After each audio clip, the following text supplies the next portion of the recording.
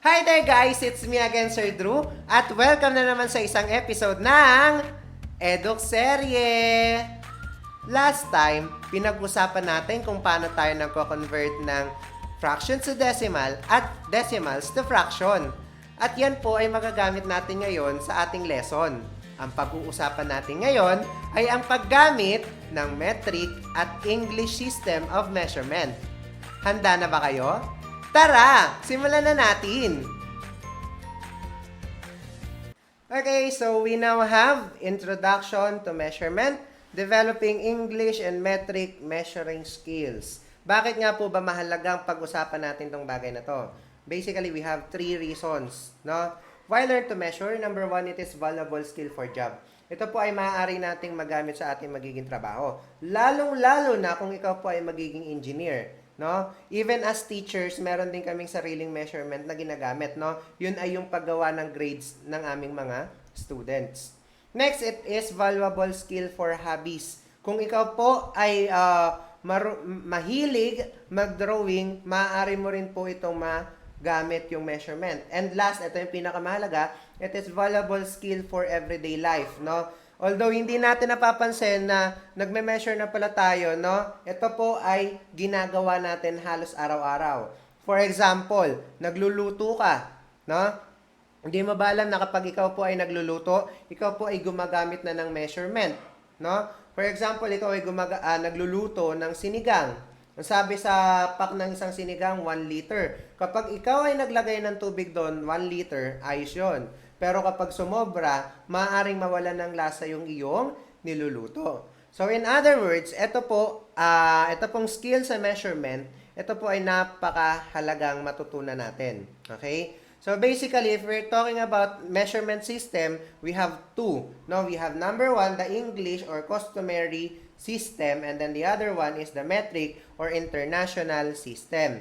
Unahin po muna natin ang English system. Ito po yung mga unit of measurement na inch, foot, yard, and mile. Okay? While symmetric naman po, basically nakafocus tayo sa length, no? Ito po yung mga millimeter, centimeter, decimeter, meter, decameter, hectometer, and kilometer. Okay. Bago tayo mag-proceed, gusto kong ikwento sa inyo, no? Kasi maraming estudyante ang hirap na hirap sa pag-measure, pagsusukat. Particularly sa drafting. Saan nga po ba sila madalas nagkakamali? Okay? Ito po ay base sa aking observation bilang ilang taon na nagtuturo ng drafting. Okay? Ano po ba yung reason, Sir Drew, bakit marami pong estudyante ang nagkakamali when it comes to measurement? Okay? Ito yung nakikita kong reason. Dahil since elementary pa lang tayo, tinuruan na tayo magbilang na nagsisimula sa 1, 2, 3, 4, and so on and so forth. No? Pero, hindi sa atin madalas nababanggit yung number na 0. Okay? Kaya, pagdating po sa measurement, no? Wag niyong kakalimutan yung number 0. 0 will always be your point of origin. Okay? Yung point kung saan dun ka magsisimulang magbilang. Palagi kong sinasabi sa mga estudyante ko na kapag kayo po ay nagsusukat, make sure na kayo po ay nagsimulang magbilang sa 0. Okay? Because 0 once again will serve as your point of origin. That is the reason why kapag sa mga measuring tools tulad nito, mayroon pa rin po kayong 0 na makikita. Another example is yung sa mga kiluhan natin. 'Di ba? Kapag yan ay nakaturo sa taas, yan ay nakaturo sa 0. Never yan nagsimula sa number 1. Okay po ba sa atin yon? Sir, pwede po ba kaming magsimula sa number 1 kapag kami po ay gumagamit ng ruler? Okay? Actually, ang mga engineer po, dyan po talaga nagsisimulang magsukat sa number 1. Okay? Yun nga lang, ang endpoint mo, kailangan mag-a-adjust din. Okay? For example, pinagsukat ko kayo ng 6 cm. Kapag kayo ay nagsimula sa number 1, of course, mag-a-adjust din yung endpoint nyo, which is number 7. Okay? Doon po kayo matatapos. Okay? Pero kung kayo po ay mga beginner, I suggest kung kayo po ay magsusukat, magsimula na lang po tayo sa number 0. Okay po ba sa atin yon? Okay, next question. Sir, bakit po may English at metric system of measurement? Sir, bakit hindi na lang po English or bakit hindi na lang metric yung gamitin natin? Okay? To be honest, para sa akin, mas madali po talagang gamitin si metric. Okay?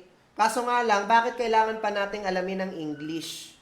Okay? Bakit? Kasi sa totoo lang, ang nauna pong maimbento ay yung English. Okay? Sinundan na lang po yan ng metric. Eh, nung naimbento yung metric, marami nang gumagamit ng English. Okay? So, hindi na natin siya mabago. Kaya, lumalabas, may mga gamit po na applicable lang gamitin ng English at may mga bagay rin na applicable lang gamitan ng metric. For example, sa ating swimming pool, ano po ba yung unit of measurement na madalas nating naririnig, di ba? Uy, ilang feet yan? Feet is under sa English, right? Another example, TV. Uy, ilang inch yung TV mo? 32 inches? 50 inches? Diba? Another example, uy, ilang metro yung taas ng bahay mo? No? So, there are things na applicable gamitin si metric, there are things na applicable gamitin si English.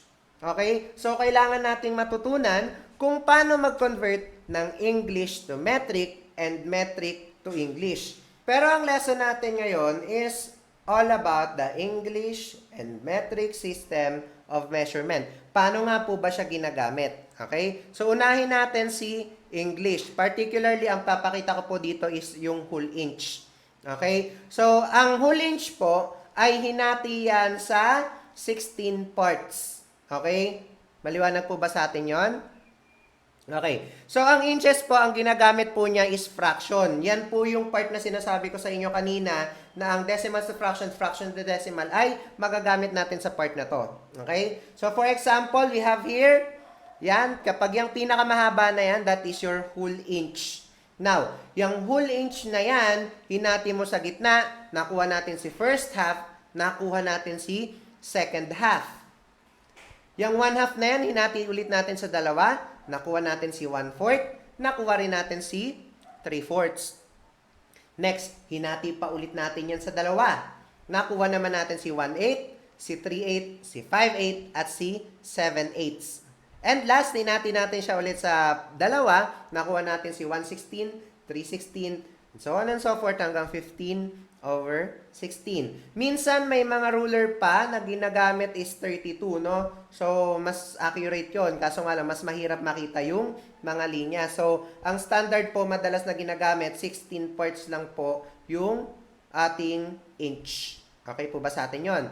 So, ano-ano nga po ba yung steps kapag tayo po ay gumagamit ng inch? First, ang sabi dito, find out how many parts the inches are divided into. So, once again, ang isang buong pulgada or isang buong inch ay hinati po sa 16 parts. Okay? So, yung 16 na yan, tandaan, sabi dito, this number will be the denominator. Yung 16 po ay ang palagi natin gagamitin bilang ating denominator. Step number 2, count the whole inches. Kung ilan po yung number na nalagpasan niya, yun po ang ating whole inches na tinatawag. Next naman po, count the number of spaces after the last whole inch. This number will be your numerator. Yan po yung maliliit na spaces na, no? So once again, when it comes to measurement, paalala that you must always start counting at 0. And last step natin, reduce fraction if necessary or get the lowest term. Okay? So, let's have a review. Okay? So, ang step number 1 po natin dyan is find the denominator. Ang sabi natin kanina, itong denominator, yung number ng ilang beses dinivide yung ating inch, which is always number 16.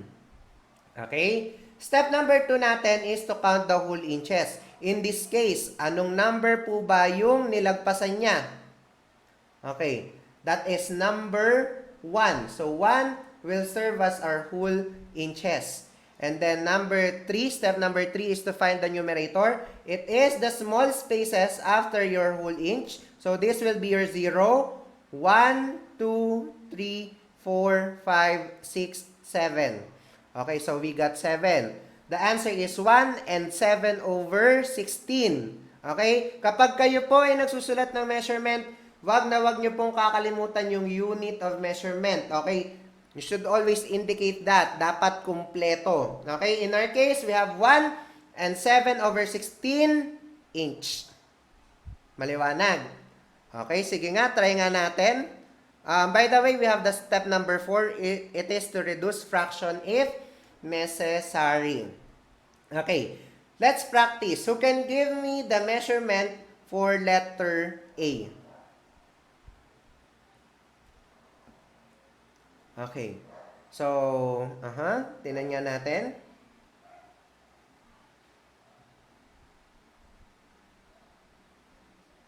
Okay, so the measurement for letter A is 1/4 inch. Okay, how about for letter B?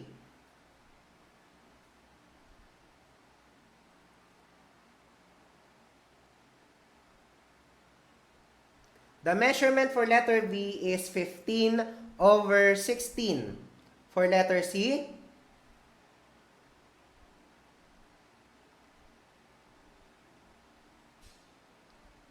very good. We have 1 and 3/4 inch. How about for letter D?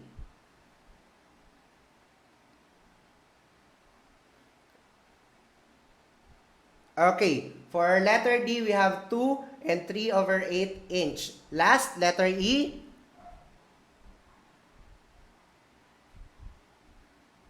Okay, we have 3 and 1 over 16 inch. Nakuha nyo po ba? Okay, so mabalik tayo. Ngayon naman po, pag-uusapan natin kung paano gumamit ng metric system or international system.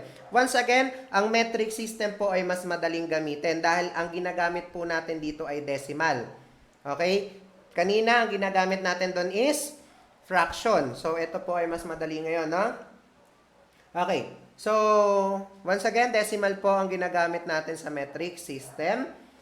Yung mga maliliit na linya dyan, ito, yung mga small spaces na yan, it indicates your 1 mm or 0.1 cm. Okay? While ito naman pong nasa gitna, it indicates your 5 mm or 0.5 cm. And itong pinakamahabang linya naman na to, it indicates your whole centimeter or 10 mm. Now, pag-usapan naman natin kung paano ginagamit itong metric system of measurement. Number 1. Count the number of the whole centimeter. Bilangin kung ilang numbers po ang ating nalagpasan. Number 2. Count the number of lines after the whole number. Okay? Yun yung maliliit na linya. Once again, start counting at 0. That will serve as your millimeter. And then last is to put it in correct terms, whether your teacher require you to have it in centimeter or millimeter. Are we clear? Okay, let's try. Okay, so who can give me the measurement for letter A? Okay, the measurement for letter A is 4 mm or 0.4 cm. Okay, how about for letter B? Okay, the measurement for letter B is 1.9 cm or 19 mm. How about for letter C? Okay, the measurement for letter C is 37 mm or 3.7 cm. How about for letter D? Very good. The measurement for letter D is 63 mm or 6.3 cm. For letter E? Very good. The measurement for letter E is 73 mm or 7.3 cm. Ang susunod nating pag-uusapan ay ang conversion ng English to metric at metric to English. So, dyan lang po muna tayo matatapos. Marami na naman po ba tayong natutunan? Marami po, sir. Wow, very good naman po pala. So, muli po, ako si Sir Drew. Always at your service. Paalam!